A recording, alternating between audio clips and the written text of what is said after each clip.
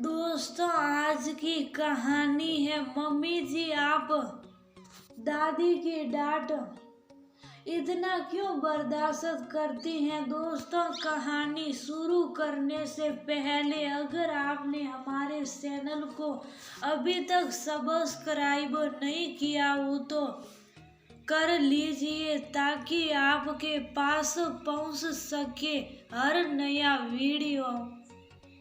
अरे बहू रिया, कहाँ हो? अभी तक खाना नहीं बना क्या? बरामदे में पटले पर बैठी सावित्री जी जोर से सिलाई उषा सर पर पल्लू ठीक करती थाली में खाना ले सासू माँ के पास पहुंची। खाना सासू माँ के सामने रख किनारे खड़ी हो गई।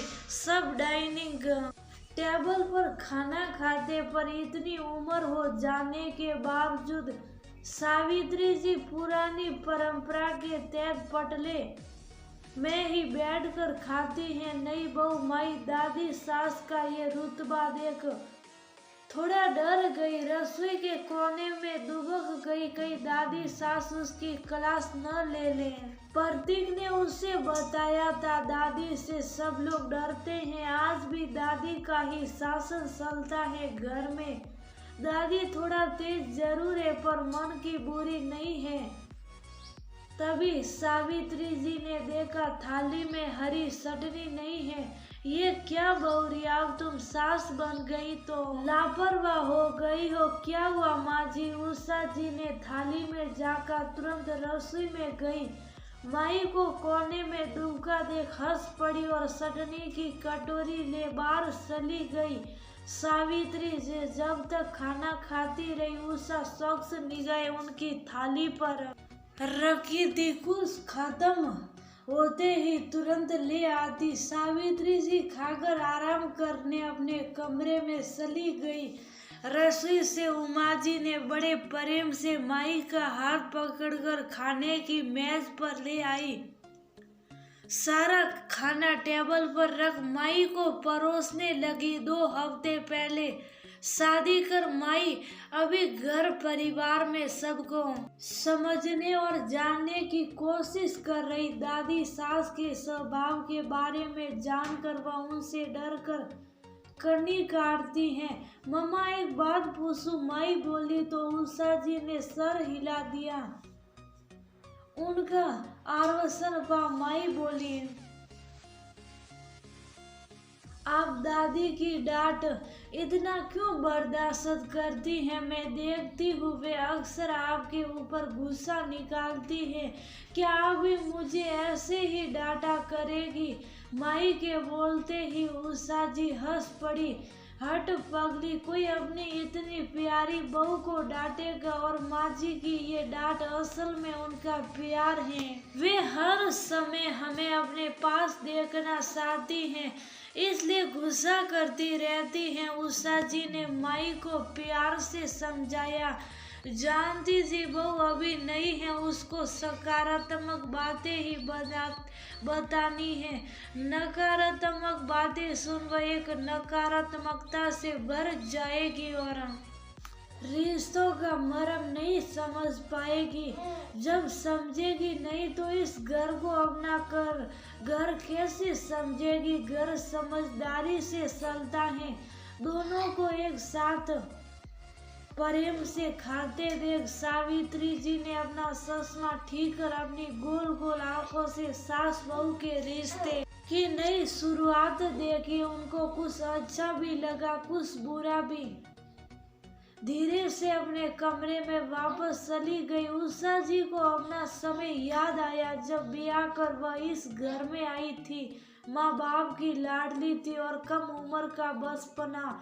घर के कामों में अक्सर गलतियां कर जाती। माँ जी तब खूब डांटती पर क्या मजाल उन्हें कोई और डांट ले।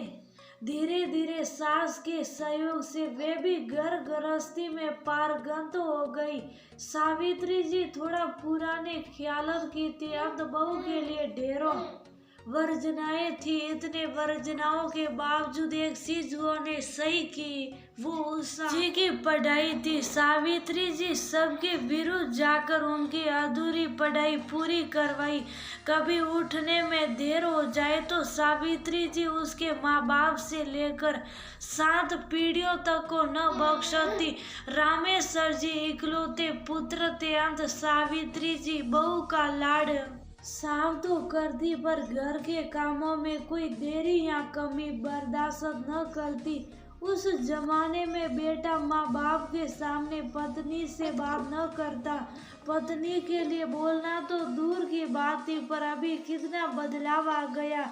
शादी के दूसरे दिन माई देर से उठी। उषा जी उठाने गई क्योंकि रिश्तेदार जा रहे थे। बहू की पैर सुई करानी थी। प्रतीक बोला, माँ माई देर से सोई है, नई जगह उसे नींद नहीं आ रही थी, उसे थोड़ा और सो लेने दो। प्रतीक की बात सुन उषा जी ने उसके सर पर प्यार से शपथ लगाते बोली, एक ही दिन में तू बहू का भक्त हो गया। वे तो बाहर आ गई।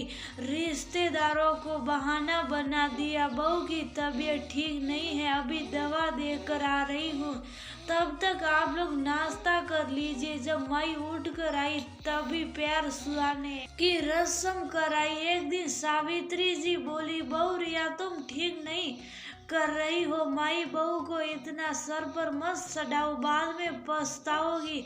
अभी जो सीखना है सीख जाएगी, बाद में तुम्हारी कुछ न सुनेगी, सीख जाएगी। माँ अभी बच्ची है, आगे तो हम लोगों जैसे ही घर गृहस्थी में पीसेगी। उषा जी ने माई का बचाव किया। माई सुन रही थी। सावित्री जी के जाते ही दौड़कर उषा जी के गले लग गई। माँ आप कितनी अच्छी हो, बिल्कुल असली वाला मम्मी जैसी। अच्छा तो अभी तक मैं तेरी नकली मम्मी थी। उषा नकली गुस्सा दिखाते बोली, न मम्मा आप असली वाली मम्मा हो। माई उषा जी से सिपकते बोली, सास भी माँ ही होती है। उषा जी ममता से माई को गले लगा ली। तभी सावित्री जी आई, ये व्रत मिलाप खत्म हो गया हो तो सही बना दो। तुम दोनों सास बहू के स्वास्थ्य ही खत्म नहीं होते। सही बनाकर माई खाने की टेबल पर ले आई। उषा जी बोली, माँ को कमरे में दे आओ। माई को जाने क्या सूझा, सावित्री जी के पास जा बोली, दादी आप भी आइए ना, साथ चाय पीते हैं। और सावित्री जी का हाथ पकड़ डाइनिंग टेबल पर ले आई। अंदर से खुश और बाहर से नकली गुस्सा प्रकट करते सावित्री जी बड़बड़ा रही थी, बहू रिया ये अपनी नालायक बहू की हरकतें देखो। दादी सास का हाथ इतना जोर से पकड़े हैं, कहीं तोड़ न दे। इन बहुओं से भगवान बचाए। 3 पीढ़ी एक साथ बैठ चाय का आनंद ले रही थी। घर के बाकी सदस्य हैरान, सालों से जो बदलाव वे नहीं ले पाए वो माई ने कर दिखाया। जी हाँ, माई के निश्चल स्वभाव ने दादी सास की रूढ़ियां भी बदल दी। अब वे अकेले पटले पर बैठकर खाना नहीं खाती, बल्कि अपनी बहू और पोत बहू के संग जीवन को नए अंदाज में जीने लगी। एक कड़क सास, एक स्नेहमयी सास और एक निश्चल स्वभाव की प्यारी बहू, ये पीढ़ियां का अंतराल जीने के अंदाज को ही नहीं, घर के माहौल को भी बदल दिया है। माई को अपना घर सुंदर बगिया लगने लगी, जहाँ बिन फूल होकर भी सब नेह से जुड़े।